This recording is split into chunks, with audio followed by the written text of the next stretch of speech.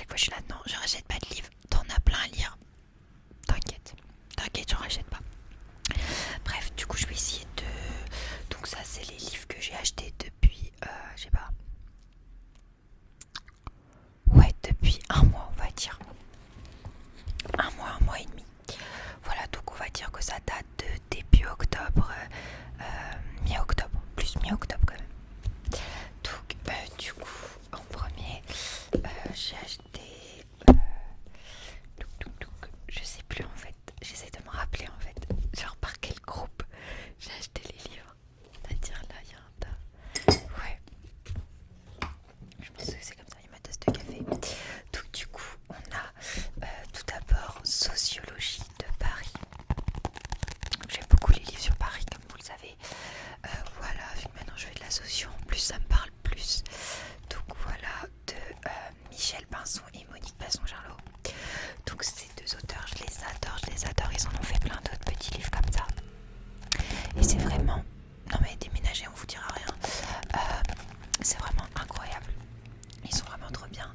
Ils sont pas très très grands. Et voilà, il y en a plusieurs types de sociologie dans la collection.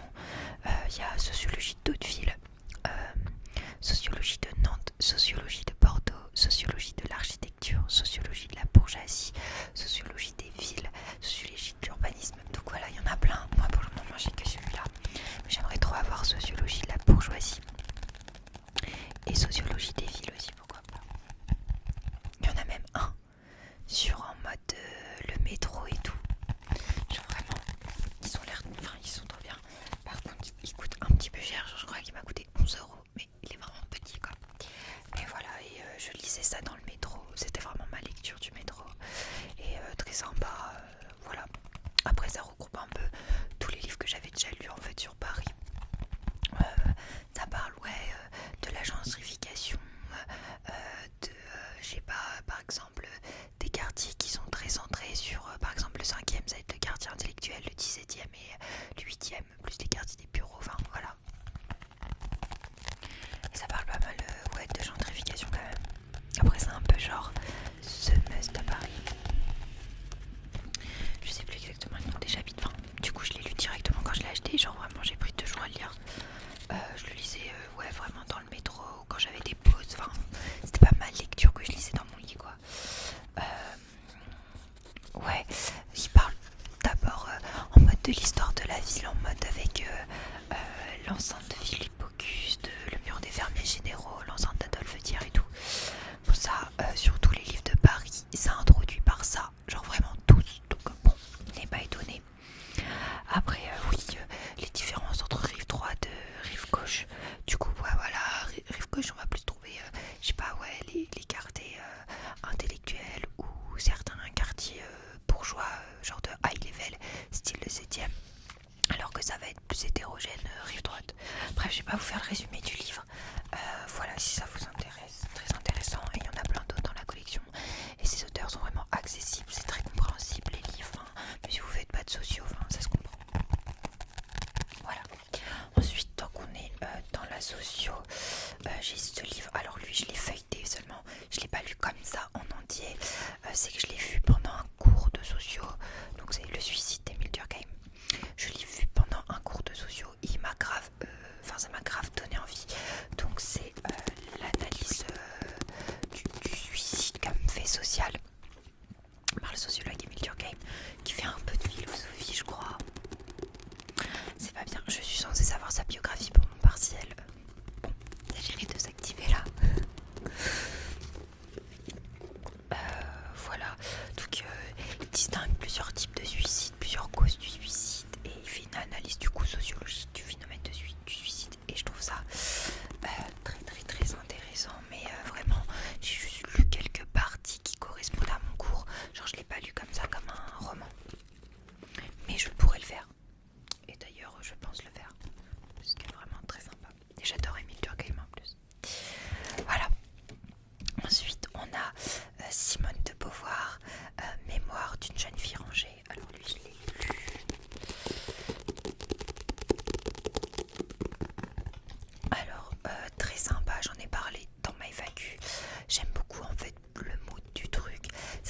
s'attend vraiment, on pourrait s'attendre à quelque chose d'assez engagé, mais c'est réellement des mémoires. C'est pas genre un discours engagé. On voit comment elle a grandi, on voit sa scolarité, on voit qui elle côtoie, ses amitiés, etc. Notamment avec Jean-Paul Sartre ou d'autres protagonistes.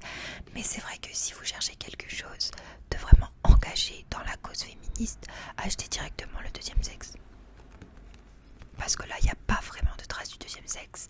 Et elle en parle pas d'ailleurs dedans.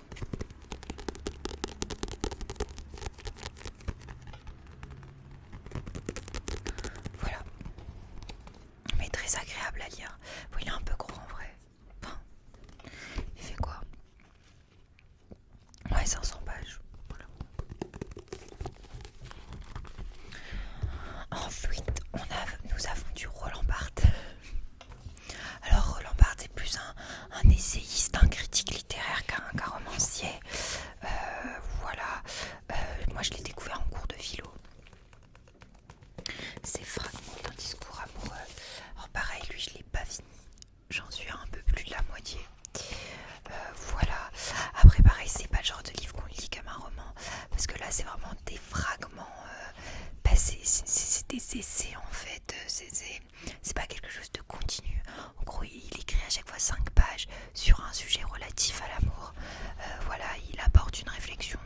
Donc, par exemple, sur la jalousie, sur le je t'aime, sur l'exil, enfin, la dédicace, l'entretien. Genre, vous voyez, là, il y a la connivence.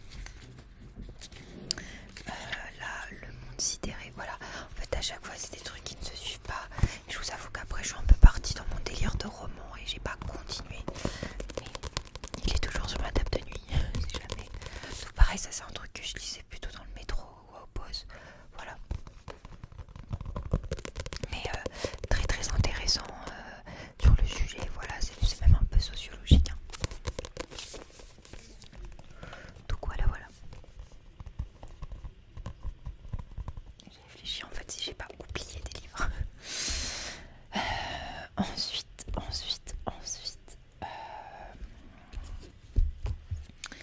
Oui. Après, j'ai acheté ce petit livre encore de Simone de Beauvoir. Donc ça, c'est un petit folio. Donc lui, je l'ai lu. Il était pas très long, ça va. C'est La femme indépendante de Simone de Beauvoir. Donc ça, c'est quelque chose de beaucoup plus engagé. Je pense que c'est une bonne alternative avant de lire Le Deuxième Sexe. Ça fait 10 ans que je dis que Le Deuxième Sexe, je vais l'acheter. Je ne l'ai toujours pas acheté. Mais c'est vrai que ça me fait un peu peur de le lire parce que je pense qu'il est un peu complexe à comprendre et à calquer sur le monde d'aujourd'hui. Mais peut-être que je me trompe. Voilà, dites-moi en commentaire si jamais vous avez un avis dessus.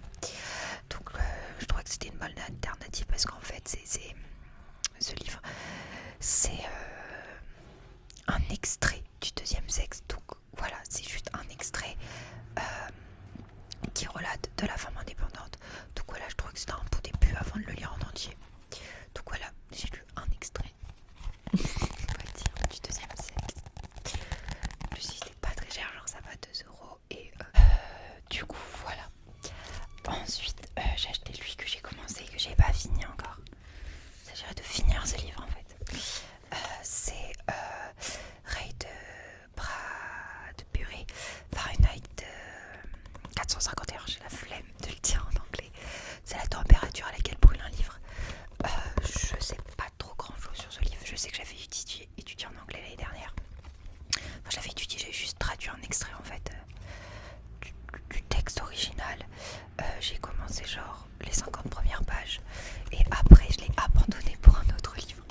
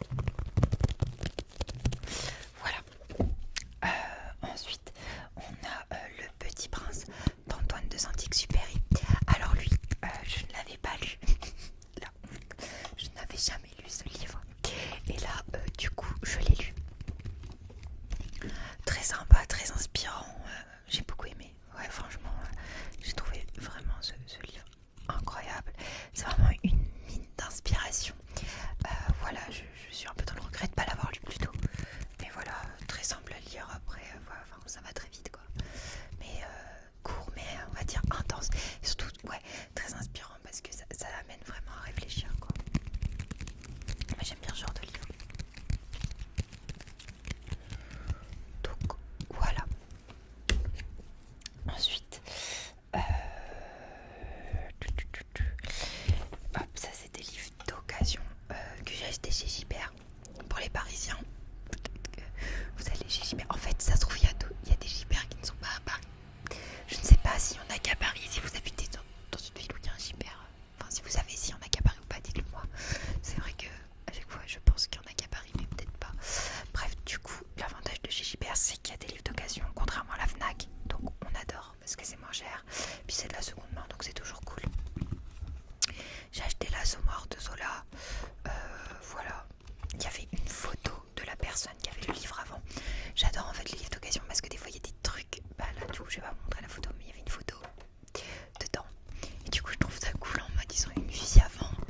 Je sais pas, je trouve ça marrant. Voilà. Peut-être que je suis trop sensible, mais moi j'aime bien.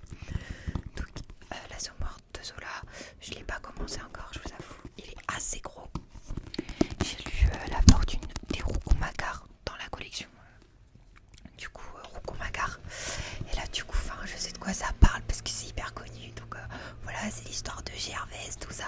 Mais je l'avais pas lu. Donc je me suis dit, bon, go, le lire. Mais je l'ai pas encore lu. Je vous montrerai après le livre que je suis en train de lire en ce moment. Après, j'ai lu des livres que je viens pas d'acheter. Genre, je vous les montrerai à la fin. Voilà. Donc en même temps, j'ai acheté un autre livre d'occasion. Mais il était d'occasion, il m'a quand même coûté cher. C'est le livre que je suis en train de lire en ce moment, que j'adore. Genre, je crois que ça va être mon livre préféré. C'est La Reine Margot d'Alexandre Dumas. Je vous jure que c'est un délice. Moi qui adore l'histoire et genre tout ce qui est royauté, tout ça, j'aime bien autant l'histoire contemporaine que l'histoire médiévale en vrai. Genre, avant j'aimais plus l'histoire contemporaine, mais maintenant j'aime bien les deux. J'aurais vraiment dû faire une licence d'histoire en fait. Et genre, j'aime bien ma licence, ne vous inquiétez pas. De toute façon, je fais de l'histoire dans ma licence. Et c'est incroyable. Genre, ça combine l'histoire et en même temps les petits dramas, genre de l'époque. Et genre, désolée, mais ça me procure une émotion folle parce que j'adore. Je suis totalement fan de ce livre et je le bois. Donc là, ça fait 2 jours que j'ai commencé. Voilà. Par contre, j'ai lu un quart du livre et franchement, ouais, moi je trouve ça incroyable. Et c'est écrit par contre en tout petit. Et genre le livre, ça se voit, il est vieux, genre il a vécu. Et surtout que, pareil, livre d'occasion, il y avait un petit mot au début. Genre il y a marqué pour mon jus préféré, All My Love Humper. Je trouve ça trop mignon. Voilà. Mais bon, il m'a coûté cher même d'occasion. Alors qu'en vrai, il est pas si excessif. Il coûte le prix d'un livre normal, genre 10-11 €. Et je crois qu'il m'a coûté 6 €. Alors que bon, il est vieux. Bah bon, c'est pas grave. J'aime bien les livres d'occasion, donc ça me dérange pas. Donc voilà. Ensuite, il y a ce livre. Lui, je l'ai lu récemment, mais juste avant de commencer. La Reine Margot. Pareil, c'est un peu un classique que j'avais pas lu, pardon. Donc c'est une fille de Simone Veil. Incroyable, franchement ce livre est incroyable. J'ai tout adoré, c'est très bien écrit. Puis ça a une dimension historique mais aussi politique. Je trouve ça super enrichissant. J'ai tout simplement adoré la lecture de ce livre et surtout qu'il est pas très très loin à lire. Hein. Il fait 250 pages. Un peu plus, 283, mais honnêtement je l'ai lu vraiment en très très peu de temps, genre vraiment c'est écrit assez gros dedans, donc même si vous n'êtes pas un gros lecteur, franchement je ne peux que vous conseiller de le lire parce qu'il se lit très très vite et c'est très très bien écrit, donc c'est pas du tout difficile à comprendre. Voilà, je pense que c'est l'un des livres que je conseillerais le plus à lire. Voilà. Ensuite, il y a ce livre, c'est un peu un classique que j'avais pas lu, lu par donc. C'est une fille de Simone Veil. Incroyable, franchement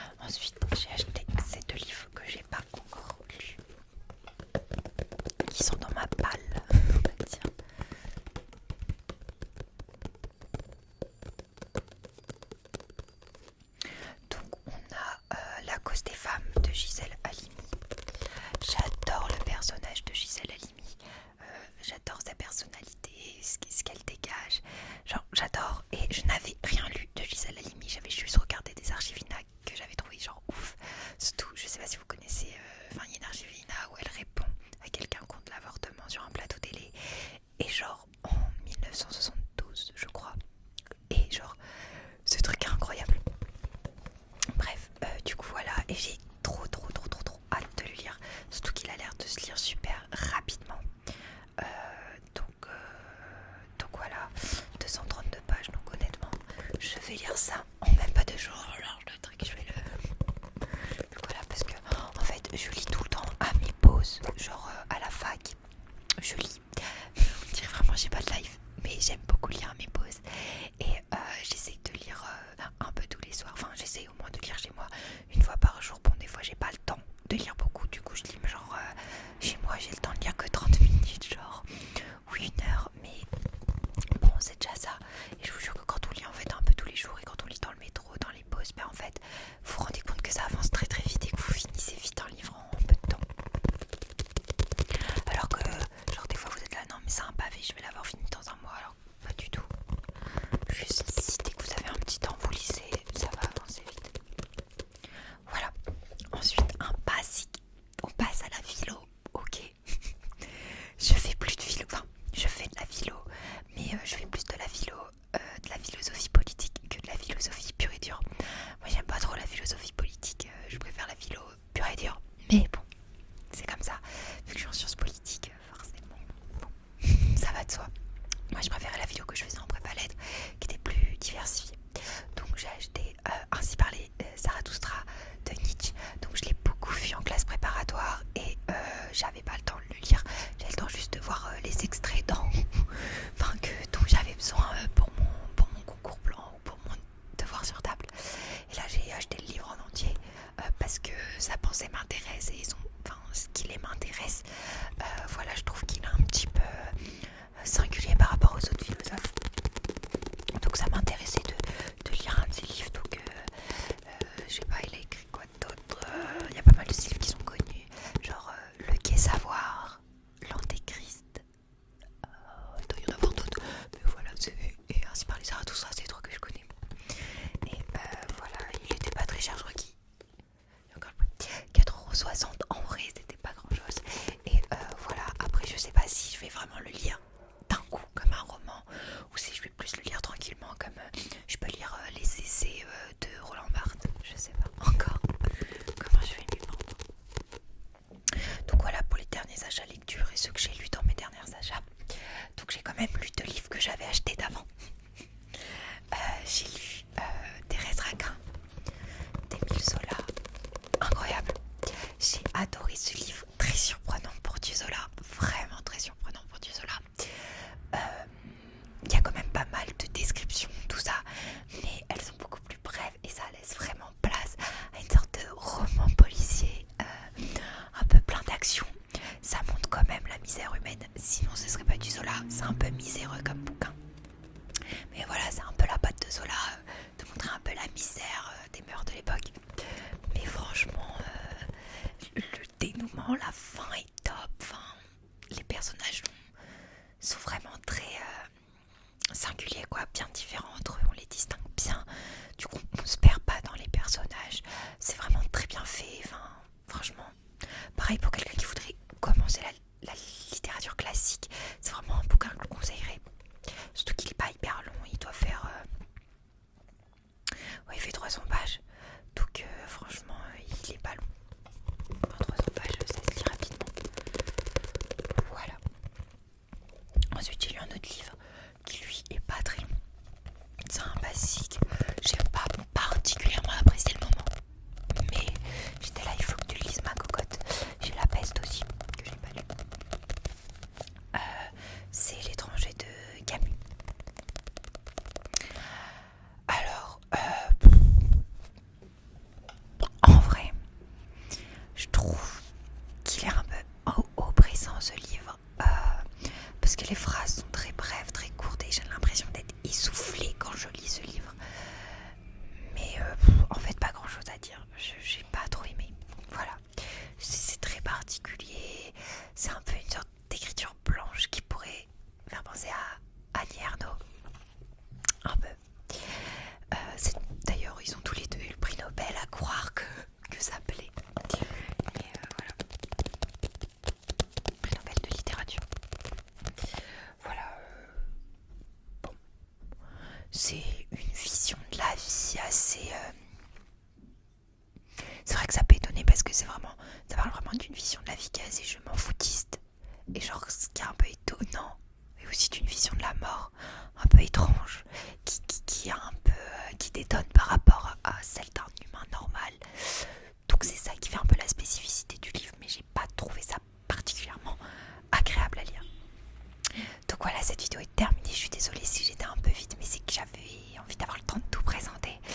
Je vous ferai un update le mois prochain. Donc voilà, j'espère que cette vidéo vous aura plu. Je vous fais de gros bisous et je vous dis à bientôt.